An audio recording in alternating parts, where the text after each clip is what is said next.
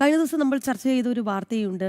ഈ PFI ഭീകര കേന്ദ്രങ്ങൾ എങ്ങനെയാണ് ഇവിടെയുള്ള ചില ഭീകരവാദികൾക്ക് താവളമാകുന്നത് എന്നുള്ളത് അല്ലേ? രാജ്യത്തിന് തന്നെ വളരെ അതെ രീതിയിൽ ദോഷം ചെയ്യുന്ന ഒരു അതെ കാര്യമാണ്.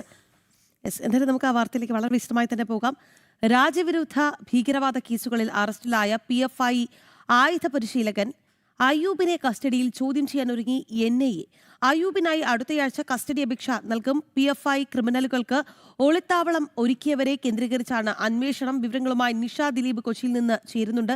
Nisha, good morning. എന്തായാലും ഈ PFI കേന്ദ്രങ്ങൾ എങ്ങനെയാണ് ഇവിടെയുള്ള ഭീകരവാദികൾക്ക് ഒളിയിടങ്ങൾ ഒരുക്കുന്നത് എന്നുള്ളത് നമ്മൾ ചർച്ച ചെയ്തുകൊണ്ടിരിക്കുന്ന വാർത്തയാണ്.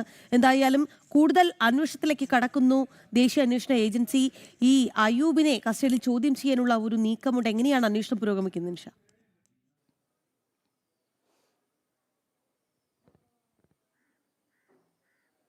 രാഖി, ശില്പ, ഗുഡ് മോർണിംഗ്.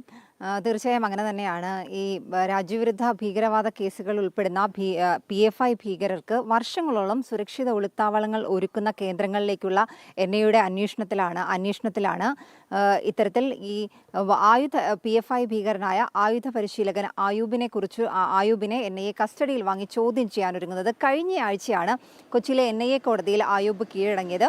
2022 NIA രജിസ്റ്റർ ചെയ്ത കേസിലെ 69ാം പ്രതിയാണ് അയൂബിനെ കണ്ടെത്താൻ സഹായിക്കുന്നവർക്ക് 7 ലക്ഷം രൂപ NIA പാരിതോഷികവും ഒക്കെ പ്രഖ്യാപിച്ചിരുന്നു. എന്തായാലും രാഖി പറഞ്ഞതുപോലെ തന്നെ ഇത്തരത്തിൽ ഈ രാജ്യദ്രോഹ പ്രവർത്തനങ്ങൾ, ഭീകരവാദ പ്രവർത്തനങ്ങളിലൊക്കെ ഏർപ്പെട്ട് വർഷങ്ങളോളം സുരക്ഷിതമായ ഇടങ്ങളിലാണ് ഇവർ ഒളിത്താവളങ്ങളിൽ കഴിയുന്നത്. അത് ഓരോ സംസ്ഥാനങ്ങൾ മാറി മാറി കർണാടകത്തിലും മൈസൂരുവിലും ബംഗളൂരുവിലും തമിഴ്നാട്ടിലും കേരളത്തിലും എല്ലാം കഴിയുന്നുണ്ട്.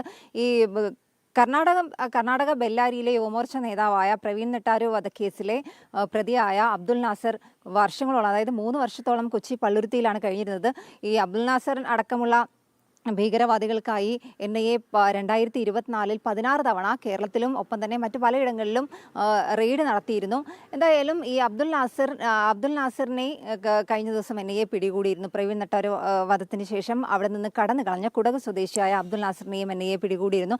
ഈ NIAയുടെ ബംഗളൂരു യൂണിറ്റ് അബ്ദുൽ നാസറിനെ വിശദമായി തന്നെ ചോദ്യം ചെയ്യുകയാണ്. ഒപ്പം തന്നെ ഈ 2010 തൊടുപുഴയിലെ PG ജോസഫ് എന്ന അധ്യാപകന്റെ കൈ വെട്ടിയ കേസിലെ പ്രതിയായ സവാദ് വർഷങ്ങളോളം കുടക് ഉൾപ്പെടെയുള്ള സ്ഥലങ്ങളിൽ ഒളിവിൽ കഴിഞ്ഞിരുന്നു. ഈ സവാദിനുമൊക്കെ ഒളിത്താവളങ്ങൾ ഒരുക്കിയത് ഇത്തരത്തിൽ PFI ഭീകരവാദ സംഘടനകളായിരുന്നു. വൻതോതിൽ ഇവർക്ക് ഈ ഒളിത്താവളങ്ങളിൽ കഴിയുന്ന ഇവർക്ക് വലിയ തോതിൽ ഫണ്ട് എത്തിച്ചിരുന്നതും ഇത്തരത്തിൽ PFI ഭീകരവാദ കേന്ദ്രങ്ങൾ തന്നെയായിരുന്നു. എന്തായാലും ഈ പ്രതികൾക്ക് ഇത്തരത്തിൽ ഈ രാജ്യദ്രോഹ കൊലപാതക കേസുകളിൽ ഉൾപ്പെടുന്ന PFI ഭീകരർക്ക് വർഷങ്ങളോളം ഒളിത്താവളങ്ങൾ ഒരുക്കുന്ന കേന്ദ്രങ്ങളെക്കുറിച്ചുള്ള NIAയുടെ അന്വേഷണം പുരോഗമിക്കുകയാണ്. ഈ അയൂബിനെ അടുത്ത ആഴ്ച തന്നെ കസ്റ്റഡിയിൽ വാങ്ങി ചോദ്യം ചെയ്യാൻ ഒരുങ്ങുകയാണ്. അബ്ദുൽ നാസറിനെയും ചോദ്യം ചെയ്യാൻ ഒരുങ്ങുകയാണ്. എന്തായാലും കൂടുതൽ ഈ ഭീകരവാദികളെ ചോദ്യം ചെയ്യുന്നതിൻ്റെ ഭാഗമായി ഇവരെക്കുറിച്ചുള്ള കൂടുതൽ വിവരങ്ങൾ, അല്ലെങ്കിൽ ഈ ഒളിത്താവളങ്ങളെക്കുറിച്ചുള്ള കൂടുതൽ വിവരങ്ങൾ ലഭിക്കുമെന്നുള്ള പ്രതീക്ഷയാണ് NIAയ്ക്കുള്ളത്.